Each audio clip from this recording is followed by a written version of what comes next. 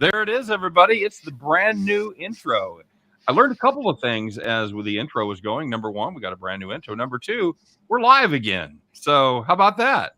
And number three, apparently Jim really liked putting Kyle Busch in all the pictures. Loves him some Kyle Busch, man. I saw that in the first two pictures. I'm like, oh, Jesus Christ. Now we got to deal with this shit. I do like M&Ms. So, yeah. This is sure, there's this that. is Draft for Cash, a.k.a. Left Turn Mania, a.k.a. the NASCAR show. AKA the show that everybody doesn't know that exists. I liked the intro. It said how to win money on NASCAR. By not betting what we do. Paid our picks. No, it's pretty much, you guys have done okay. Scott's actually plus. Chris climbed a little bit out of the hole. I'm still buried. I've told you before, this season, the NASCAR season sometimes reminds you guys ever bowled in a winter bowling league? Yeah. About March, you're like, okay, well, that's about enough bowling for me. And you look at the sheet, and you find out you got 8 more fucking weeks. That's how I feel about the NASCAR season. We're on week 11, and we're going to go through November or October, whenever the hell they're running. I was going to say, how many weeks are there? You have like 30 and change? I think there's 36, buddy. Okay. I think there's 36 I'll double check weeks. the schedule here. Hold on. So we're almost at the third mark. Yes, we're almost at the end of stage 1. Should we just reset it after stage 1? I mean, yeah, 36. Right. Sounds of that. The last race is November 6th at Phoenix. And that includes the chase, correct? Oh, yes. Because they call that one the season finale 500. Wow, way to go out and get sponsors. Season finale 500. I'm sure it'll be brought to you by somebody. It sounds like, a bad TV show on the next season finale of NASCAR. It really does. So somebody had a good week last week, and it wasn't me. No, it wasn't Reichel. I had an average week, let's say. Sad part was I had a good week and didn't gain really any points on anybody because, everybody else had finishers that were right up there anyhow. Yeah, we all, if you want to know, I think a more apt name for this show would be if you want to learn how to bet and get really close, but not quite win, then you should watch this show, because Scott and I, last week, we both had Bowman, ran good all day, finished in the top 5. In fact, he got screwed from that caution while he was in the pits. He did. He absolutely did. It was the worst thing that can happen. What lap was that on? Because I didn't see it. You come into the pits right as they throw the yellow flag. I want to say that was with about 30 and change to go, maybe like 33 laps left or something. Yep.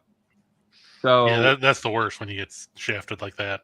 Now, Chris did well. He had Chase Elliott a plus 900, and Chase Elliott did come in first, and a pretty dominating performance there for Elliott. And Chris got the 46 points for that. He got 36 for being first, and plus 10 bonus points for finishing numero uno. Now, I did better in the mid-range, as I had Christopher Bell at plus 2,500. He ended up finishing 4th, which... Yeah, because I remember we were talking about during the show, because he had moved up. Yeah, draw your own conclusions from that about my mid-range pick doing better than my top pick. But so that got me 33 points and plus 300 to make the top 5. You guys both had Harvick, which he ran okay, ran top 10, but just didn't quite get there. And then I wouldn't say we really shit the bed when it came to our long shots. We hated every long shot. There were so many of them. Because of the rules that we have in place, yes. It's like we can't double up on mid guys, so we have to take a racer that we don't necessarily like, but we just hope can finish top 10. That's basically how it goes. That's it. And, you were lucky enough to get one of those guys to win, and that pretty much made your season, or at least it's going to make stage 1 for sure. It bought me a lot of time before I'm in the negative. They all finished top 15. I had Daniel Suarez. He finished 14th, and you guys had Cole Custer, who finished right behind him in 15th. So yeah. And our matchups, let's not even talk about it. Where did Chastain finish? Because I don't even know where he finished in the race. He came in either second or third. Oh, he came up. He was that far near the top. I didn't. Yeah, he was third. Because Larson ran pretty well. Larson ran well. He was winning when they had the stoppage on Sunday, continued Monday, and then he had the non-contact spin out, which is pretty rare over there. And he battled back. He raced pretty well, but the spin out kind of cost him a few too many spots. It's like the non-contact ACL tear. Pretty much, yeah. Michael Doe's definitely picking up on the theme of this show. You make up your own rules. Why not reset it? Well, because we're doing the whole season, so it's just like, whatever. We can agree maybe to reset it for the actual chase if you want to do a playoff separation. Ooh, playoffs. Playoffs. It's like Final Jeopardy, but Steen, I'm not sure you're going to qualify for that at this point. I've been watching this the girl from Canada. I've been watching her run. My wife can't stand her. Doesn't like her? No. Why? I don't know if it's the bull ring or the fact that she does this every 5 seconds. I don't even know who you're talking about. The chick on Jeopardy, Mateo Roach or whatever. Oh, she's won 20-something days in a row. Yeah, 20-something in a row. 22 as of today, and she had the miracle comeback yesterday. As the I mean, how do you put down what is blank or whatever? I knew it. Did you know and why the hell do you wager or that much money when you're ahead? Well, she had to wager something. I mean, she had to wager either way. She had to wager enough to keep her from doubling up to beat her. Well, that's true, but I mean, you see some of these people where they put up wagers and they make no freaking sense. It's like, dude, you're in last place. You're $800,000 behind. I'm going to wager $500. Who the hell cares? I'll tell you what. As a sports bettor, some of the wagers that I see and some of this monetary strategy just makes me want to pull my hair out. That's where Jeopardy James came in. That's why Holzhauer was guy. Yeah, he crushed it. He knew exactly what was plus EV plays. He knew exactly how to win and how to make. And Holzhauer, at least what he did was he pretty much all of his daily doubles were actually daily doubles. It wasn't like I'm going to wager $10. Well, makes sense. You assume the average Jeopardy contestant knows what, like 70-something% of the answers. I think so. So if you're not racing with anybody else and you're the only one to answer the question, and you might have a 70% given chance of getting any question right, then shouldn't you be doubling down every single time? Yeah, that's pretty much the way it works. So, did you know the answer, Chris? Did you know Citizen Kane? Yes, that one I did know. Yep. Well, and I'm lucky. I just watched this. I just rewatched. What was the category? It was America 20th century film or something. Then I'm blindly guessing Citizen Kane. It was the it was the opening line of Citizen Kane. And here I can even pull up what the it's 20th century cinema. The question was, or the clue was, a black and white newsreel, and this film begins in Xanadu. Did Kubla Khan a stately pleasure dome decree? Yeah, you would have had me at 20th century cinema. You would have had me at the trivia. We would have also taken famous rock bands from Canada with the same lyrics as Russians. Yeah, that's true. Did that in Xanadu. So, I mean, how do you when you're in first place? What do you put? What is question mark? At least put something down. What do you just guess a movie? Yeah, Wizard at least it looks like you put forth an effort. I agree. What is question mark? I agree. In her she as soon as the game was over, she's like, "I've never seen it." Like, really? Have you never seen what is generally thought to be at least a top 5 movie on everybody's list and number 1 on a lot of them? So, Orson Welles. I rewatched it about 6 months ago, and that is not my favorite movie of all time. I'll tell you that. What is your favorite movie of all time? Oh, I'm a big fan of Deliverance. It's a good movie. I'm a big fan of Shawshank, stuff like that. Good. Yeah. Caddyshack. I like Caddyshack. You can't go wrong with Caddyshack. No, is it a masterpiece in cinema? A multi-Oscar winner? It is not. Does it make me laugh? It is an enjoyable hour and a half. It is. But does it have to be a multi-Oscar winner? I mean, come on. No. A lot of those are very dry. Very true. Michael Doe says Austin City really disappointed me last week. This is one of those times, Rachel, when we can legitimately say you could have done that well. Crashing? Yeah, I could have done that. You finished last. We also said the other day you probably could have done as well as Dave Rittich against Colorado. Yeah, 5 goals. Yeah, I could do that. The first game. Yeah, 5 goals in 15 minutes. Yeah. Yep, absolutely true. All right, boys. So let's get to it. Update on the standings after week 11. Some people have points. End. Some people have more points than other people. Congratulations. And the weather forecast, in case you're wondering, periods of light followed by periods of darkness. There may or may not be precipitation. I lost $70 last week. Okay. That wasn't bad. 4.7 units, however you want to clock it. Rachel, we're just going to rip the Band-Aid off for mine. Rachel missed everything. I lost everything. It's fine. Minus 470. Chris plus 585 on the heels of his plus 900 win. And that brings the overall total to me down 1875 or 18.75 units. Reichel still up 38 units, 38.80. And Chris creeping towards the black at minus 12.90. So yeah, at least made up a little ground. Point standings, Chris did overtake me for second place. It's 923, 794, 783. As Reichel still holds a fairly commanding lead. So at the third way mark, long way to go. That's right. Long way to go. You could still crash, buddy. I plan on it. Where's Brad Keselowski, damn it? I'm sure you do. All right. So, Chris, since you were last week's big winner, you get to choose the order. Who's starting off this week? Let's do you, so then Reichel can then say, well, you just said everything I was going to say, so. Yep, pretty much. Okay. All right. By the way, Michael, this is the greatest tagline of all time for sports this weekend. It's a weekend of horses and horsepower. Amen. I'm so all about that. And they're both running around a mile track, basically. If that was on a t-shirt, I would buy it. Kind of like Necessary Roughness, where Rob Schneider talks about the Texas State Armadillos and talking about Texas. He's like, the great state of Texas, home of firearms and open beverage containers. I would give why don't we give the horses 3/4 of a lap head start? Let them go. See how everybody. Is Chad Johnson racing the horse this time or no? No, he'll be driving one of the cars. All right, cool. Then I'll put the money on the horses because Chad Johnson might just drive off the track. Wait, so Chris said that Steen was going to go first? Yeah. Yeah. Okay. All right, so let's rock and roll, guys. I'm going to go with Dennis/Denny Hamlin. Oh, great! There goes my pick.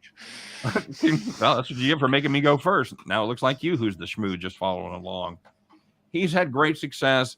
This is a track you've perhaps heard of, the Darlington Stripe there coming out of turn 4 as the wall actually juts out a little bit. And this is a track that requires a veteran touch and a veteran presence. Denny Hamlin has run this race. I want to say, I'm going to check here. I want to say he's run it 19 times. Yep. As Denny Hamlin raced at the Big D. And unlike a lot of the older drivers, he has had some recent success there in his last 6 races. He has 2 wins, 2 other top 5s, and has led an average of 182 laps in those 6 races is how many. Hey, you know who else runs well here? Greg Biffle. Biffle does run well there, but that was in that 16 car, man. That ain't today, brother. That ain't today. Let me tell you something, brother. So I'm going to take Hamlin at plus 750. By the way, he's at plus 8 on DraftKings. Oh, this is the fun part where I have to find out what the top 10 lines are. All right, give me a second. Yeah, great. Not for Hamlin, but just to pull up the lines for future reference. Give me a second. Yeah, I've got the DraftKings ones up too. Okay, cool. And yeah, it was just to recap for everybody to let you know what we're doing this weekend. We ran we had 6 choices for the top tier, and we had 6 choices for the mid tier, and then everybody else, all other 24 drivers, were just in a big bag, and that we shake them out. Big bag of turds. So it went Larson, Truex, Hamlin, Elliott, and Kyle Busch for the top 6. Byron, Bowman, Harvick, Chastain, Blaney, and Logano, right? Yeah. And Reddick. Sounds right. And Reddick was the last one. So, Scott, tell us why you're going to make it a clean sweep. I know it's live. I know. Who knew? Live on tape. I'm actually not going for the sweep here with Hamlin because I know he won 1 race this year. I still have not been a fan of how he's been racing the new car. So I'm going with the other guy that's had a lot of success here. Always a bridesmaid, never a bride. I'm going with Larson at plus 500 on FanDuel. Taking the favorite. Taking the favorite. Bold call. He's finished top 2 in each of his last 3 races here, and he's finished top 6 in 4 of his last 5 overall races. It feels like it's been a bad season for Larson because of how good last year was, but he's actually been good. He just hasn't really dominated up front as much as he has in the past. He did win a race earlier this year, but he's had recent success. He's been very good here. I'm going to take him because I thought about Hamlin. I really don't think he's been that good in the new car. But how did Larson do in the simulator? That's a great question.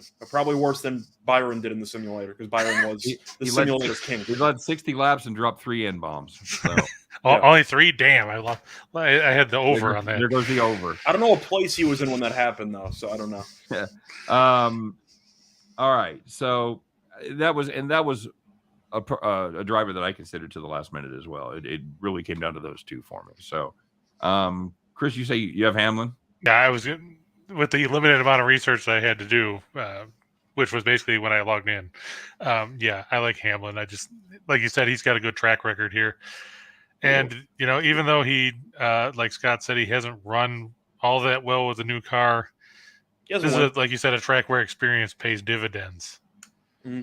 And you look at his average finish, it's 7.1 on this track, which is better than pretty much everybody other than Larson, but pretty damn impressive at 19 starts. It's a lot bigger of a sample size than Larson. That's what I was going to say, too. It's 19 races versus 8. And yes, we do worry about the Toyotas haven't been great this year. And yes, we worry about the fact that Joe Gibbs hasn't been great. But this is also true. I think he overcomes those. I feel like this is almost a Groundhog Day. I feel like one of us says this every week, that this is going to be the week that Gibbs breaks through. This is going to be the week for Hamlin. One time we were right, but but none of us picked him They won the Toyota. None of us picked him that week. Yeah, they won the race named after him. I don't know if that counts. That is a Michael. Come on, Corey LaJoie didn't win last week at the Relenine. It was sponsored by everything. Whatever, Yeah. All right, so moving on to the mid 5. These are the drivers that we expect. We'd love to see them win, but we expect them to be sniffing for that top 5. So, Scott, what do you got for the top 5? I'm going with the guy that got me this huge lead in the first place. I'm taking Ross Chastain at around 14-1 on DraftKings. He's finished top 5 in 7 of the last 9 races, which just tells you how good he's been this year. And even here at Darlington, he finished 3rd in September. So he has had some recent success here. Originally, he wasn't that great. Then he ended up changing teams. He switched to Chip Ganassi, and he's actually been pretty good here since. But when you finish top 5 in 7 of the last 9 races, with road courses, speedways, really everything, it feels like Chastain's just good on every track. I'm going to take him at around 14-1. Or you got odds for top 5? Top 5, let me pull that up. They've got a plus 175 at DraftKings. I don't know if you saw him anywhere else better than that. Fox Bet or wherever. Yeah, I'm checking. Sorry. By the way, I see 165. Okay, so we'll go with 175. Yeah. I have a friend of mine that used to work for Ganassi Racing, and inside his shop, behind his back, he is referred to as Chip Ganassi. Okay. So it's apparently not. So he'd fit right in with Kyle Larson. Apparently not. Apparently not a very pleasant young fellow to work for. So anyway, damn piss pots. Chris, bring us on home. You didn't even make a pick yet. How am I going to bring us home? Is it me? No, it's you go. I go. That's the order. You said bring it home, but you have to bring it home. Oh, okay. You're right. Okay. Chris, set it up for me so I can bring it home. I'm actually going to go back to the same mid I had last week, and that's Kevin Harvick. He's raced here now 28 times, which I think is the most of any of the active drivers, along with Kurt Busch, but nobody wants to talk about him. Harvick has won here 3 times. He's finished in the top 5 12 times, in the top 10 17 times. And if you look in the last 12 races on this track, Harvick has won 3. He's finished in the top 5 in 10 of them, and the worst finish he's logged is 9th. So that's a pretty good track record, considering when you look in the early years when he raced here, he sucked. He was racing with Richard Childress. Now that he's been with Stuart Haas, all of a sudden, they figured apparently Stuart Haas Racing has figured Darlington out, and Harvick has benefited from it. Yep, they have had a lot of success there in the past. Yo to you, James S. What's up, buddy? Michael Doe says Joey Logano is a dark horse. We always forget about Joey, and a lot of times he runs really well. Scott holds a personal animus towards him, so I don't know. I do. Yeah, you don't like Logano. I think personality-wise, I think he's. Oh, the youth doesn't like Logano? Chris hates him more than I do. Yeah. Okay, so we have some real Logano haters here. And then we did take him the one week, and I think he wrecked and finished like 33rd or something. I think I had him twice, and he came in second. I think it was in Vegas. I think I had him winning, and he came in second or something. Well, Chris, little did you know, we're bringing it home because I have the same pick you do. I have Harvick plus 1,400 plus 200 to make the top 5. Oh, DraftKings has him at 16. 1,600, I'll take it. Free money right there, buddy. Suck it, Chastain. By the way, I didn't comment on that. Suck it, Chastain. What do you think of that, jerk? That's been one of the most underreported stories, I think, so far at least for the casual NASCAR fan, is how good Chastain has been this season. I said he's a top 5 driver. Yeah. Yeah, I would agree with that. I mean, I'm not going to take anything away from him. He's raced well. He's found the right team. He's found the right setup, and they've done well in that new gen car. So, All it takes is one Brad Keselowski wreck to mess up your day, though. Keselowski. All right, so that's going to complete our mids. We had our second. Let's see. So I'm going to be locked out this week of making any ground on anybody. Fantastic. Well, let's see if I can come up one for the last one. Chris, you kick this one off. I'm going to go with Eric Jones. Oh, for fuck's sake! We all have the same long shot. I mean, come on. Okay. Well, quit copying me, you bastards. No, timeout. You're going through the long shots or looking at the actual records. I mean, nobody even sniffs a resume similar to Eric Jones. It's not even close. I mean, well, even though he did, I could tell you before we were going live, year. I could have guaranteed that we would have all had Eric Jones. Yeah, we're gonna have him. I mean, it is what it is. Yep, you'd have been right. I've got him at well, Chris. Since you made the first pick, you want to lay out your case? Well, Scott, I don't have to do shit. I see 40-1, by the way. Yeah, that's what I saw too. Okay, I did 33, so fantastic. If you look, Jones, he's raced here 8 times. His first 6 finishes, he finished no worse than 8th. He struggled last year here in his first year with Richard Petty Motorsports, finished 18th and 32nd in his 2 runs. But, it's hard to argue with finishing 5th, 8th. He won here in 2019. Then he finished 8th, 5th, and 4th. Like Scott said, you're not going to find much in the way of the long shots that have a track record with 4 top 5s and 6 top 10s in 8 races here. And a win. Yeah, and a win. By the way, thanks, James. You also have a nice weekend, man. Go ahead. By comparison, you look at Keselowski's run here 16 times and has the same number of wins and only 1 more top 5 and 2 more top 10s. And Logano's raced here 16 times and has no wins and the same number of top 5s and 8 top 10s. So there's not a lot of exciting options out there. Yeah. And, nobody wants to talk about Greg Biffle, apparently. We had a bucket of 24 drivers. We both reached in and grabbed this. We all 3 reached in and grabbed the same one. I have 2 different drivers than you guys. You guys just have the exact same 3. Oh, God. So. No kidding. All right. I have pocket kings or so, and both of you are splitting the aces. By the way, James S. says what we all think every week. Scott Jr. doesn't like anyone. I like some people. I just don't disclose it publicly. Well, we know you like Chastain, so you already admitted that. I think I kind of have to, right? He hates every coach. Every NFL coach, every college coach, he thinks they're overrated. I have to like Chastain. I mean, he's a rookie who shows up, wins a bunch of races. He won me a lot of money, and he breaks a watermelon every time he wins a race. What's not to like about the guy? So did Gallagher, but nobody, talks about how great he is. Nobody wants to see him in the 5 car. Gallagher. And you were, not to switch to basketball, Scott, but you're right. Joel Embiid is supposed to play tonight, barring any setback, according to Sham Charania. That came out just a few minutes ago. Any setback? Jesus Christ. As long as he doesn't lose a fucking limb, what are we looking for? I guess as long as nobody breaks his mask before, he goes out there. Like the guy was allergic to bright lights 2 days ago, like the bright light of his phone. And he's got a torn ligament in his shooting thumb. He's the Black Knight from Monty Python. He's fine. Your arm's off. No, call it a draw. Call it a draw, then. So I am going to take another. I can't. I feel like I'm living in Brokeback Mountain. I can't. Just take Stenhouse already. Just do it. I can't. He was running good last week for a while. I noticed. He finished top 5. Did he finish top 5? I knew he was second for a while. He finished second, I think. I didn't get a chance to look at the final. Recchi finished second, man. Yeah, I was going to say, I wasn't sure if he finished ahead of Chastain or not, but I know he was definitely top 3. No, this is the pick. This is the pick I make every week, and this is the one that you're always going to pay the Yankees tax or the Patriots tax. It's Kyle Larson.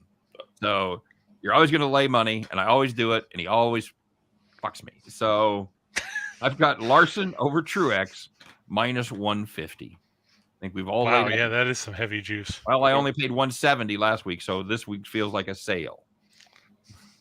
We're slashing prices. Everything must go. Everything's got to go. It's in the discount bin. I'll take Larson over Truex minus 150 for God. So basically, Scott is the antithesis of Mattress Mac when it comes to betting. Yes, and Mattress Mac would have been cleaning my clock, taking the opposite of my matchups. So, although I think I was the only one that won a matchup last week. Yeah, that's true. You did. Small comfort, but anyway. What did you have last week? You had Was it last week we both had Larson? Maybe it was Yeah, the you week. No, we both had the had same Larson last matchup. week. We had Yeah, Larson over Chastain. minus 170 last week. That's right. You and I both took a bath last week on It was a Larson. couple weeks ago, I think, when you. Yes, I think that was 2 weeks ago. So Yeah. anyway, that's it for me. Minus 150. Larson, don't let me down again. Come on. Chris, what do you got? Scott, what do you got? So I'm gonna go with my boy Chastain over Bowman at Man. minus 112 on FanDuel. I don't know how this is minus 112. Bowman's finished 17th or worse in 7 of his 9 career races here, and ever since Chastain switched to Chip Ganassi, he's finished top 15 each of the first 2 races, and he finished 3rd last year. So I'll take Chastain at minus 112 over Bowman. Seems like a reasonable price. And Chris, bring it on home. I am going to go with my long shot there, Eric Jones over Chris Buescher, and he's actually the underdog. He's at minus 105. Yeah, I didn't get that line either. So, I mean, Buescher, I know he finished 9th here in the 2 races last year, but they're his first 2 top 10 finishes in 9 races at the track. We talked about Jones a few minutes ago. I think he's got a better track record, and I'm going to use that to our advantage, and especially, getting a favorable number because minus 105, Buescher's going at minus 115. Just a quick correction here. It's James, you said Harvick was 1,400. That's to win. And Yeah, he's plus 200 to finish. plus 200 for top 5. So if we misspoke, and it certainly could have been one of us because we like to see our gum slap, especially yours truly. But if we did misspeak, that's the situation with Harvick. He's plus, and we've actually got him. I had him at 14. They found a better line at 16. Yeah, DraftKings has it with 16. 1,600 to win, but 200 to finish in top 5. So and Michael also pointed out to Reichel that it's not Brandy Chastain, Reichel. Yeah, I'll keep that in mind. By the way, just for house cleaning purposes, Jones top 10 is plus 140. Oh, cool. Jones top 10, plus 140. Okay. I got it 155 on FanDuel. Oh, sure. Even better. Okay. All right, we'll take that. Excellent. We don't play by your rules. We play by anybody's rules. We don't play by any rules. We just do it. Here's the rules. Here's the rules. There are no rules. There are no rules. Okay. So you've got Jones over Buescher. He's got Brandy Chastain over Chastain over Bowman, and I've got Larson over Truex. All right, very good. Let's recap here real quick before we get out of here, guys. It is our favorites. Chris and I both have Denny Hamlin at plus 800, and Scott is riding the Larson train this week as far as his favorite goes at plus 500. He's got to get married at some time. He's been a bridesmaid about 7 times. Chris and I, this is going to be a theme. We both have Harvick at plus 1,600 to win, plus 200 to finish top 5. And Reichel has Chastain in that one at plus 1,400, plus 175. The long shots, this ain't going to take long. We've all got Eric Jones, plus 4,000 and plus 155 to finish top 10. Calling Dr. Jones. Dr. Jones. And as far as matchups go, I've got Larson over Truex, and I wouldn't have it any other way than paying at least 2 to 3 on my juice, and I've got it at minus 150. Chastain over Bowman is what Reichel says at minus 112. Good price for that. And Jones over Buescher at minus 105 for Chris. Good price for that. I like both of those plays. I think we all sweep our matchups this week. Is Biffle racing this week? Is Boris racing this week? No. Boris is out. Stop asking that question if they have to turn until they have to turn right. Mm-hmm. But is Biffle right? I don't know. I'm looking at the field. I don't see. No, the Biff's not running. I'm surprised. I mean, come on, he's got 2 wins. Yeah. He's not. There you go. But come on, Cody Ware is. Whoop-de-doo. So is JJ Yelly. Classic names out there. Yeah. Hey, you know who the active driver is with the most runs here with no wins? Kurt Busch. Oh, he's got the most runs and he's never won. Among active drivers, he's 0 for 28. Okay. I mean, is he finishing in the top 10 this millennium? Let me look. I was going to say, because if you don't win, but you still finish 10th, that's not terrible. He's due. Yeah, I'm sure Dave Marcy said that a lot, too. I also know that, there's a lot of drivers at the bottom who have, no chance of winning. But I have no idea how Cody Ware actually has 6 top 10s in the last 8 races. He finished 35th in this race last year. I just don't get a BetMGM has Michael McDowell as the same odds as Cody Ware. Ware's 7 laps behind 20 laps into every race. Like, McDowell has not been good here, but I mean, 100-1. Like, at least he's one on the level. Like, 100-1, the same odds as Ware. Yeah, Ware should be below everybody. Michael McDowell had a top 10 run last week. A couple weeks ago. Yeah, because Rachel talked about how he lucked into that one in the final lap of. That was Dega, I think. Yeah, Talladega. Yeah, it was. I'm just saying, McDowell's not going to win, but the same odds as Ware. I mean, that's a little bit ridiculous. Agreed. All right, should be fun. I think next week they come here, right, in Kansas. Pretty sure. Yeah, I think so. Very good. And this week, of course, Darlington, one of my favorite tracks. Watch the turn 4. It's as everybody slams into the wall. It's funny shit. It really is. It's only a couple hours from here. Darlington is? Yeah, about 2.5 hours. You gonna go? No, not this weekend. All right. By the way, just for overall maybe the fall race. For overall themes with Darlington, how important is starting position? Because of course we record this before the actual qualifying. Yep. It's a track that's a little easier to get around. You've got a pretty good long stretch. There's some room in the corners. It's not as tough as last week. Well, Dover's impossible to pass people. Right. Because nothing's impossible as Dover. Yeah. But 4 of the last 5 winners started in the top 8. Okay. I'd call it high medium importance, medium high importance. Right. So just keep that in mind. If we end up giving somebody out and they start off 30th, you might want to pull the plug. Yep. In fact, the last guy that ran here that won that started outside the top 15 was Reagan Smith. I think he's a commentator 2011. now. He's a commentator now. So. Yeah. Either way, the point is it's been 10 years since somebody outside the top 15 won the race. And before that, you got to go back to 2003 with Ricky Craven. So if somebody starts 20th, just rip it in the garbage. It's over. Yep, and we do try to remember to tell you that every week that we do this show before qualifying comes out. Sometimes it makes a difference, sometimes it doesn't. You know, Talladega, obviously not a huge deal. Some of these smaller tracks with a lot of nuance and things makes a huge difference as far as starting position goes. So keep that in mind.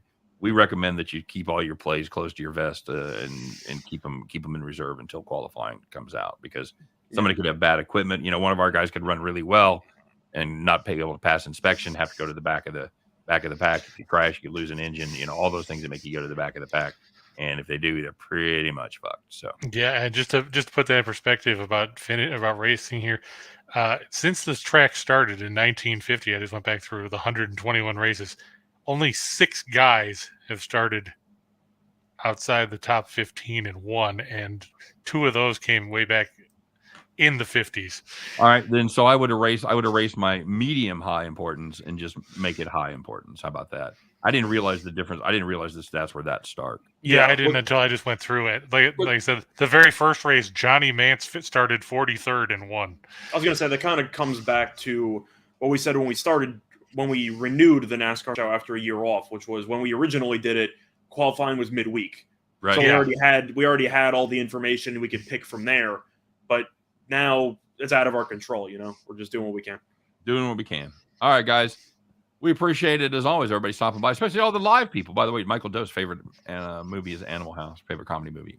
It's hard to beat Animal House. There's like 3 or 4 of them. Those comedies that I put like right on almost the same pedestal. Was it over when the Germans bombed Pearl Harbor? No. It's just there's so many great lines in those movies. Are just eminently quotable. So just reminds me of basketball, where they're like, "Do you think Shaq got rich playing in Orlando?" No, he got rich in college. Everybody knows that. Yeah. All right, you guys, thanks for joining us both live, and if you listen to this later, don't forget it's in podcast form as well. Thanks to Chris. Thanks to Scott. Chris, glad you're safe. If you watched our earlier show, you know, Chris had a little run-in with another automobile. So he... there was no way in hell was driving the speed limit. If you look at the damage, he came through relatively unscathed as his car ended up not upside down, but 90 degrees off of center. How about that? Yeah, that's good. I believe the term is totaled. I believe that's the term. That Jeep ain't coming back, brother. Hopefully you get a nice new car out of it. Yeah, we'll see. You know how great the insurance companies are. Oh, they love to deal with people. They love to help you out with your problem. Yeah, they move at the speed of glaciers. They move at the speed of them. So yeah, that's not good. It's just like I'm used to that mentality with the military. Hurry up and wait. Yep. Like Days of Thunder.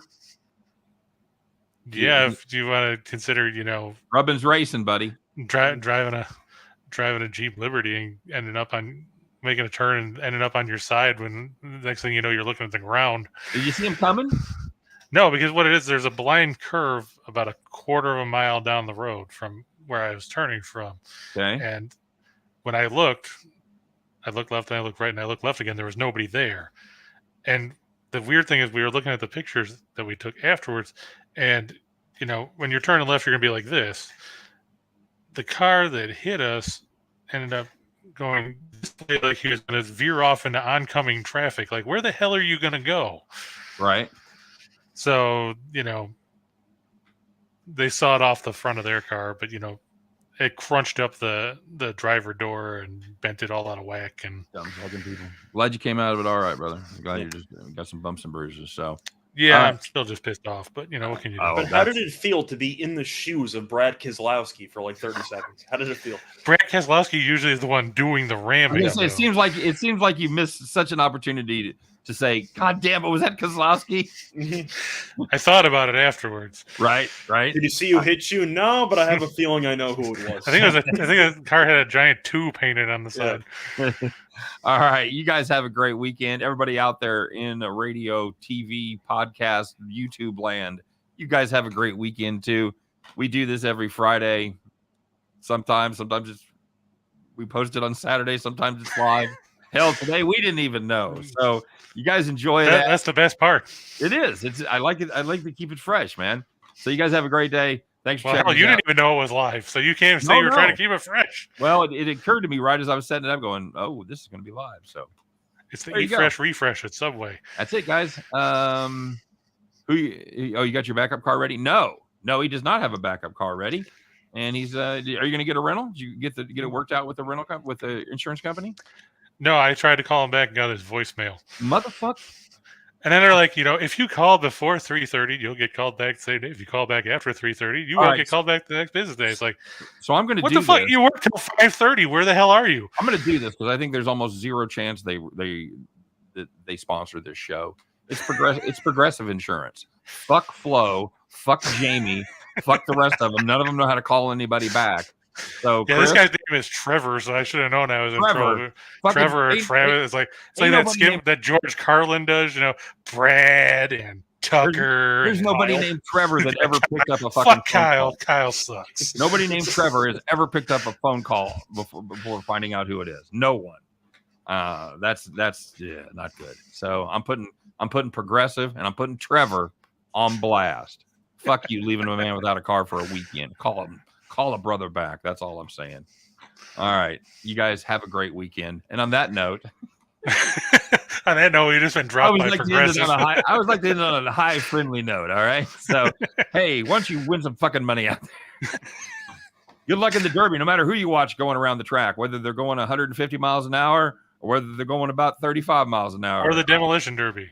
Or if they're running into each other. Chris has already got an early start on that. So, I should be getting a cash prize for that right about now. Where are these people? Whoever you're watching race this weekend, I hope your pick finishes first. You guys have a great day. Check us out next week. I'll be back 2 p.m. Eastern time with Chris, 3 p.m. Eastern time with Scott, as we always do our best on every one of our shows to help you guys in that never-ending journey to head back to the window. Take care, everybody. We'll see you next